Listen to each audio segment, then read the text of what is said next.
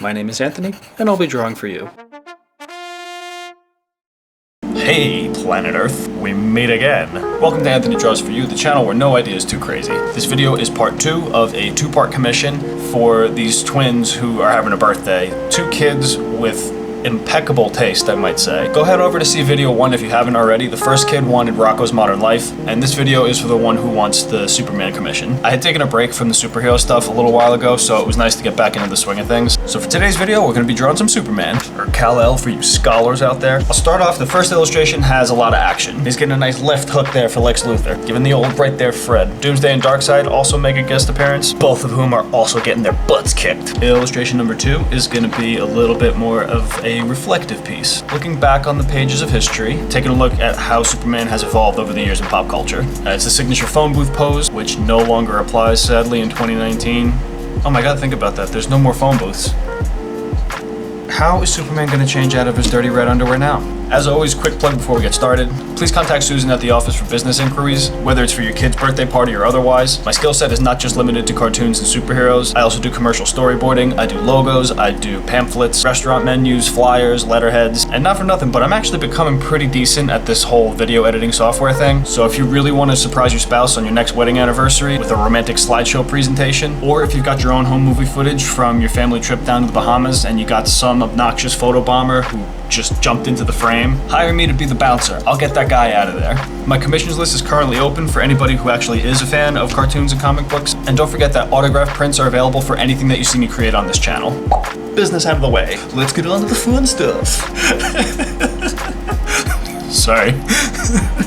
Hey look man, I gotta keep myself entertained. I haven't gotten any complaints yet, but I did get some soundproof material. And I really do have the sweetest neighbors ever who really wouldn't complain. And to be perfectly honest with you, I think I want to get a couple more rows going over here. Alright, enough messing around, let's get down to business. Let's draw Superman punching some bad guys in the head.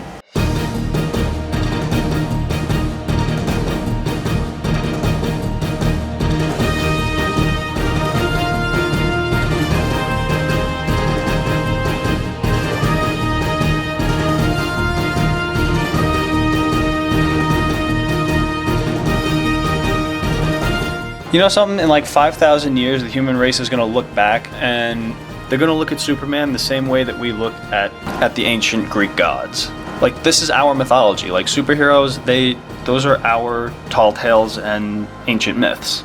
I mean, history always repeats itself and every story is derivative of something, but you kind of have to laugh when DC does Wonder Woman, Diana, and Marvel just like straight up does Thor, the God of Thunder. Like, they don't change anything about him. It's just like, yep, we're taking that now. Yeah, he's been in the arena of public domain for the past couple thousand years. I think it's safe legally. I wonder where the superhero genre is going, because you talk to some people, they'll tell you it's dead.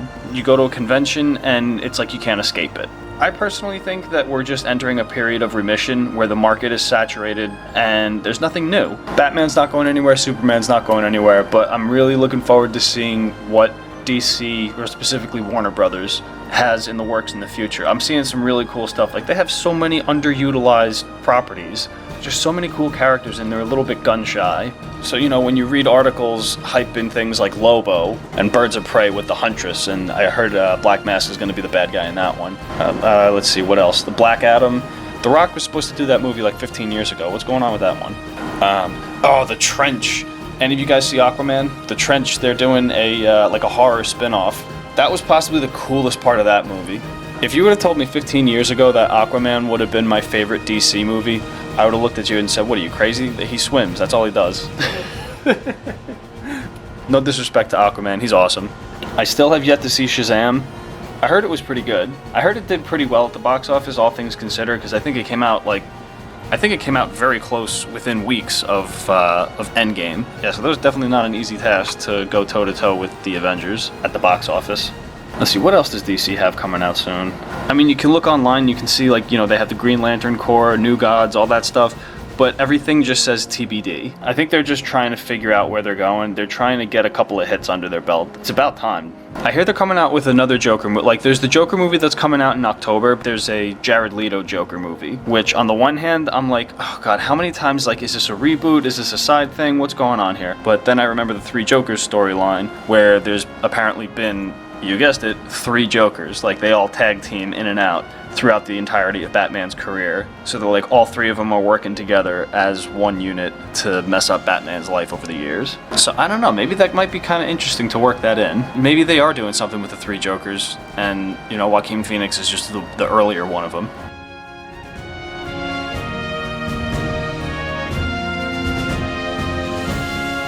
Hey, by the way, does anybody have any good fan theories about Darkseid? I hear he's Thanos' brother. Yeah, I'll see you guys in the comment section. I love how no matter what, any image that's drawn of Superman, he's always got to have that curl right at the top of his head. Like, it's always in perfect place. There could be a nuclear explosion behind him. That curl is still there, not moving. I remember the first time I saw that movie Megamind, and the hero character of that movie, Metro Man. Clearly a direct parody of Superman. I felt like I was the only one in the movie theater that was laughing my butt off at Metro Man's curl. Because all I could help thinking is like, oh my god, this is the anti-Superman movie, and it's hilarious. Yeah, if you haven't watched that one yet, go watch it on, I think it's on Netflix right now. Yeah, Megamind, the anti-Superman. Hey guys, what sound do you think Lex Luthor is making right now? If I had to guess, it would probably be something a little like, you know, something with a lot of E's and U's and G's and H's. Hashtag desktop confessional of the day. I got a little sad when I drew Doomsday. You know that you've got a successful villain when the only thing that people associate with is the total immediate regard for the hero's safety. Because for those of you who are out of the loop, Doomsday is the guy in the middle, sandwiched right behind Lex Luthor and Darkseid, which I'll get to in a minute. But Doomsday was introduced in the early 90s as part of the Death of Superman storyline and had that 30-second cameo or whatever the heck that was in Batman vs. Superman. Yeah, in the 90s they wanted to sell more comics and they figured, well, people love it when we kill their heroes, right? It's like, no, they just buy the comics because they really... I mean, come on. You say you're going to kill Superman. People aren't going to buy that comic. They don't buy it because they want it. They buy it because they have to. So, if anything, it's more like a hostage situation. Anyway, that's just my 2 cents. Do you agree with me? Do you disagree with me? Let's argue in the comment section. Come on, put up your dukes. But yeah, anytime that I draw Doomsday, I get just a tiny bit depressed. Because it's like, oh man, this is the guy that killed him. I know, you didn't really kill him, he was only sleeping, all that blah blah blah blah blah. At least you know whenever they kill your superhero, at least you know it's never for good. They always send them off to some alternate dimension or whatever. Or some blue cosmic cube switches faces with them. How many years have I been gone? I thought I was gone for 10 minutes. Oh, I also have another desktop confessional for you guys. From the pencils to the inks to the colors, I'm sure that you've noticed there's a bit of a sizing issue. It's very obvious when you stand back and look at the whole thing, but it all started with Lex Luthor's head. Now, Lex Luthor is in his war suit. I forget when he started wearing it. It was, I think, in like the early 80s, maybe a little before, maybe a little after. So the suit grants him superhuman strength, and it gives him a chance to actually physically battle with Superman.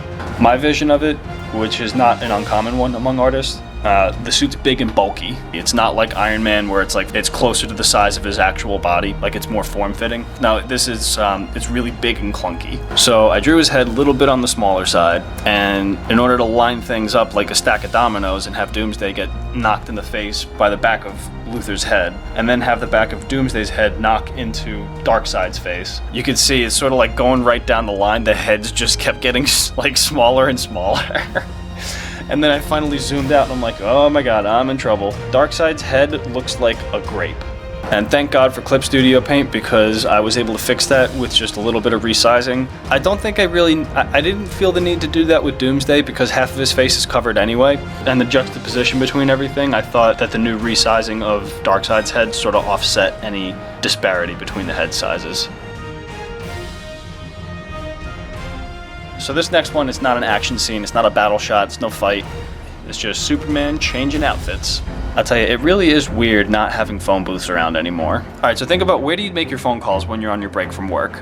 Is there a stairwell where you step outside your office? You know, just outside the door downstairs where people have their cigarette break or whatever? Yeah, that's where Superman's gotta change now.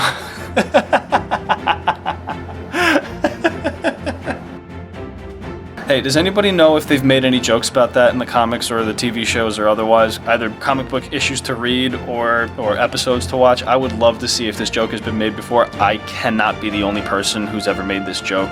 Yeah, go to the comment section. Give me some references to look up and read.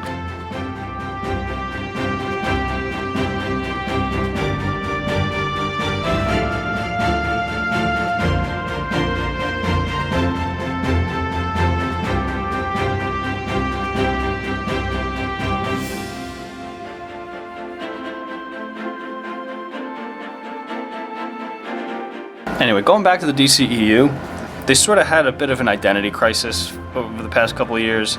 I actually liked Zack Snyder's dark and grittier tone. I know he got a lot of heat for it. I thought it was a perfectly appropriate response since the Marvel movies took on, the big, loud, and colorful.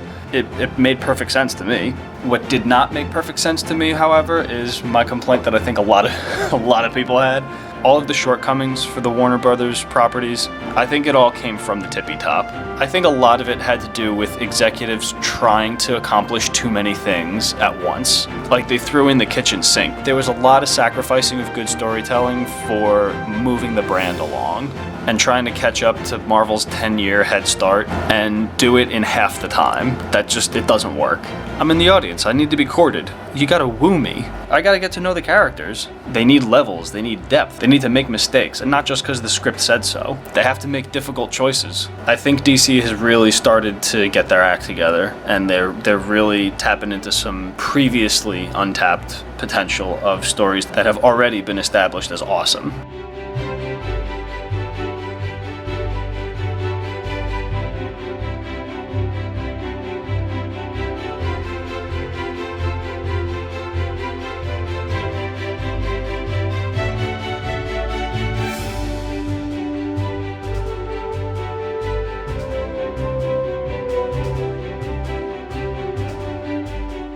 I wanted to show the span of, all the decades and go from, one's from the black and white days. One is not necessarily a portrait of Christopher Reeve, but not Christopher Reeve. Because I remember the 2006 Superman Returns, what was his name? Brendan Routh. He had a very similar look to Christopher Reeve. So I think what I was trying to capture wasn't necessarily one actor, it was more just the pre-DCEU days of Superman in film.